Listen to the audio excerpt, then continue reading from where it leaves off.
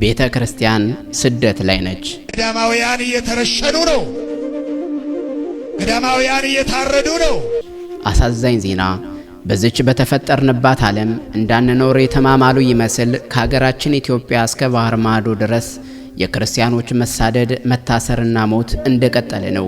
በዝቋላ ደብረ ከዋክብት አቡነ ገብረ መንፈስ ቅዱስ ገዳም ቁጥራቸው ያልታወቁ መነኮሳት በዋሻ ውስጥ ዘግተው የሚኖሩ መናኝ አባቶች የሰማዕትነት አክሊል ተቀብለዋል።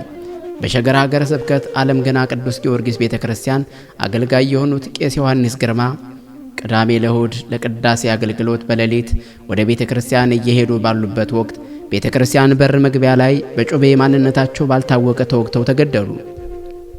በሶሪያ በሚገኝ አንድ ቤተክርስቲያን ላይ በተፈጸመ ጥቃት 22 ሰዎች ሕይወት አለፈ። የተከበራችሁና የተወደዳችሁ የቤተ ካህናቱ ቤተሰቦች ቤተ ካህናቱን ሰብስክራይብ፣ ላይክ፣ ሼር በማድረግ እኔና ሌሎች ዝርዝር መረጃዎችን ይከታተሉ።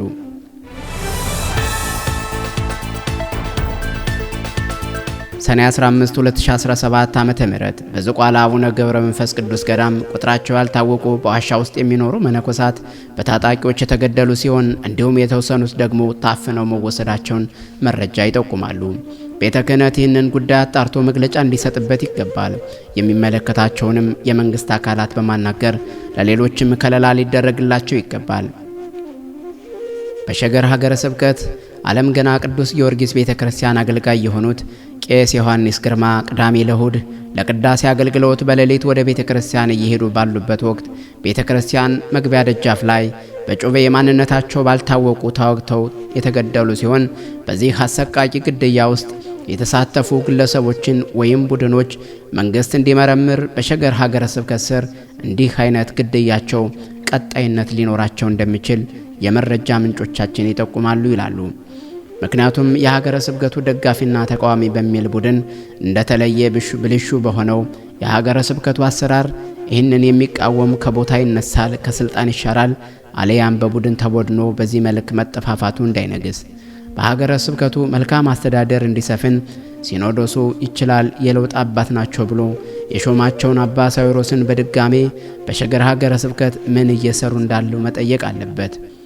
በሶሪያ ዋና ከተማ ደማስቆ ዴዮላ ሰፈር የሚገኘው የቅዱስ ኤልያስ ቤተክርስቲያን ላይ አጠፍቶ ጠፊ ባደረሰው ጥቃት ቢያንስ 22 ሰዎች ሲሞቱ ከ63 ሰዎች በላይ የሚሆኑ ሰዎች መቁሰላቸው ተገለጸ።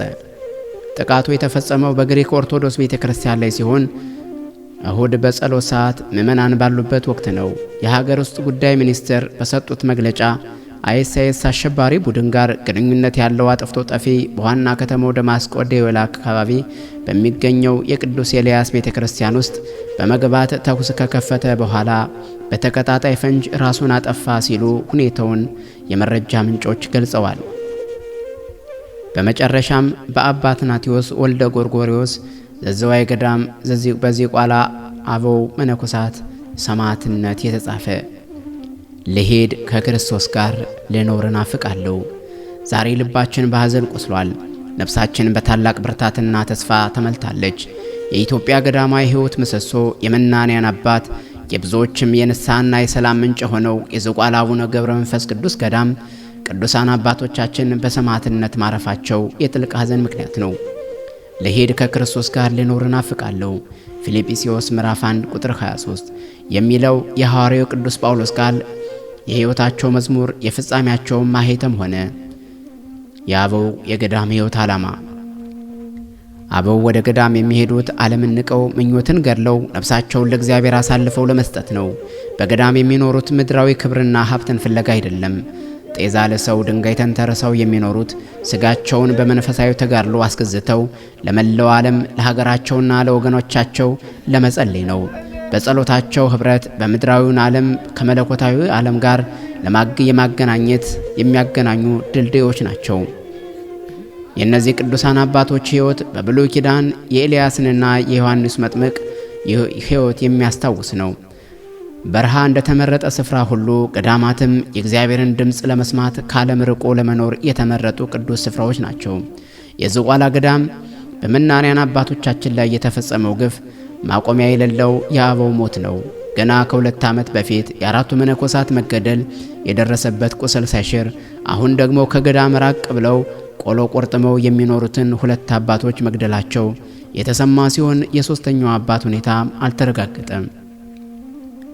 ገዳማውያኑ አስከሬናቸውን ለማንሳትና በገዳሙ በተዘጋጀው የሰማዕትነት ማረፊያ ለማኖር ከሚመለከታቸው የሕግ አካላት ጋር ርብርብ እያደረጉ መሆኑን ገዳማውያኑ ተናግረዋል። ይህ ድርጊት በገዳማዊ ሕይወት ላይ የተቃጣ ጥቃት ብቻ ሳይሆን በእግዚአብሔር መቅደስ ላይ ነው፣ በሰላም ላይና በሰው ልጅ ክብር ላይ የተፈጸመ ወንጀል ነው።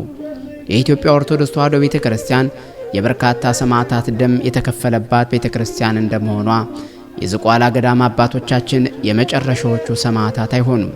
ደማቸው ለቤተ ክርስቲያን መሠረት ሲሆን ለአዲስ ትውልድ የእምነትና የጽናት ችቦ ይሆናል።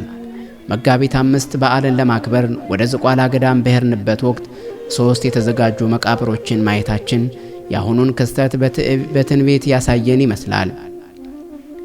ብፁዕ አባታችን አቡነ ጎርጎርዮስ ይህ የቀጣዮቹ ሰማዕታት መካነ መቃብር ነው ሲሉ በአየር ላይ የነበረው የመንፈስ ጭንቀት ወደ ልባችን ዘልቆ ገባ። በዚያን ጊዜ አይባልም ጻድቁ በቃችሁ ይበሉን በማለት ተቃወምን። ሆኖም የጻድቃን ትንቢት በእግዚአብሔር ፈቃድ የጸና ነውና አሁን ደግሞ እነዚህ መቃብሮች የአበው ሰማዕታት ማረፊያ ሆነው የሰማዕትነት መንገድ እንደቀጠለ ያሳያሉ። ይህ ቃል የመንፈሳዊ ትግላችን ቀጣይነት ምልክት ነው። የክርስቲያኖች ስደትና ሰማዕትነት ከዘመናት ሁሉ የነበረ ነው። ጌታችን ኢየሱስ ክርስቶስ ዓለም ብትጠላችሁ እኔን ከእናንተ በፊት እንደጠላችኝ እወቁ የዮሐንስ ወንጌል ምዕራፍ 15 ቁጥር 18 ብሎ ተናግሯል።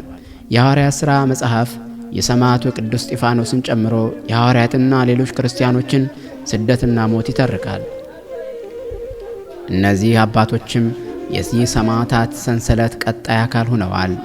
ሞታቸው ፍጻሜ ሳይሆን ለሰማያዊት ሀገር መግቢያ ለዘላለማዊ ክብር መድረስ ነው። የሰማዕታት ሕይወት የምድርን ክብር ትተው የሰማይን ክብር በመሻት የተደረገ ተጋድሎ ነው። የመጽሐፍ ቅዱስ ምስክርነት እንደሚያሳየው እምነት የሌለበት እግዚአብሔርን ደስ ማሰኘት አይቻልም። ዕብራውያን ምዕራፍ 11 ቁጥር 6 እነዚህ አባቶችም በእምነት የጸኑ በፍቅር የበረቱ በሰማዕትነትም ያሸነፉ ናቸው። በዮሐንስ ወንጌል ምዕራፍ 12 ቁጥር 24 እውነት እውነት እላችኋለሁ የስንዴ ቅንጣት በምድር ወድቃ ካልሞተች ብቻዋን ትኖራለች፣ ከሞተች ግን ብዙ ፍሬ ታፈራለች። የአባቶቻችን ደም ለቤተ ክርስቲያን እድገትና ፍሬያማነት መሠረት ነው። ራዕየ ዮሐንስ ምዕራፍ 7 ቁጥር 14 እነዚህ ታላቁን መከራ አልፈው የመጡ ናቸው። ልብሳቸውንም የበጉን ደም አጥበው አነጡት። ሰማዕታት በክርስቶስ ደም ታጥበው በሰማይ ክብር ይቀበላሉ።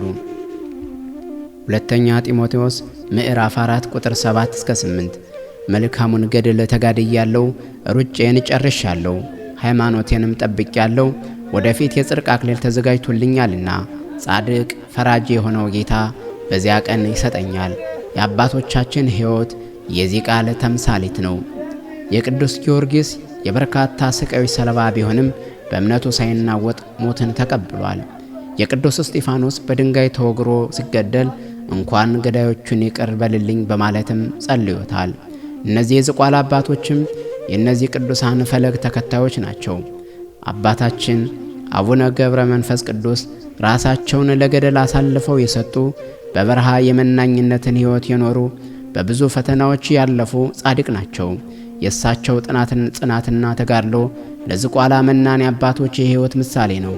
የአሁኖቹ ሰማዕታትን የአባታቸው አቡነ ገብረ መንፈስ ቅዱስ መንፈሳዊ ልጆች በመሆናቸው የእሳቸውን ጽናትና መከራ ተቀባይነት ወርሰዋል።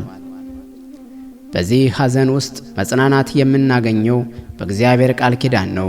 ከእንግዲህ ወዲያ ሞት አይኖርም፣ ሐዘንም ለቅሶም ስቃይም ከእንግዲህ ወዲህ አይሆንም፣ የቀደመው አልፏልና። ራዕይ 21 ቁጥር 4 አባቶቻችን የሞቱት ለአፍታ በሚያልፍ ምድራዊ ሕይወት ሳይሆን በክርስቶስ ከዘላለም ሕይወት ጋር ለመኖር ነው።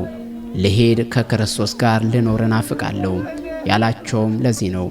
የእነሱ ደም የመንፈሳዊ ተጋድሏችን ነበልባል ያቀጣጥለዋል፣ ለቤተ ክርስቲያናችንም አዲስ ብርታት ይሰጣል።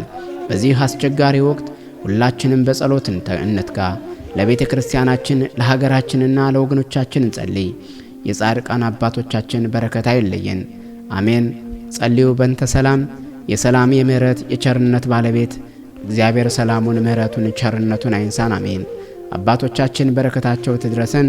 በሌላ መረጃ እስክንገናኝ በያላችሁበት የዓለም ዳርቻ ሰላም ለእናንተ ይሁን። ቤተ ቃና ቲዩብ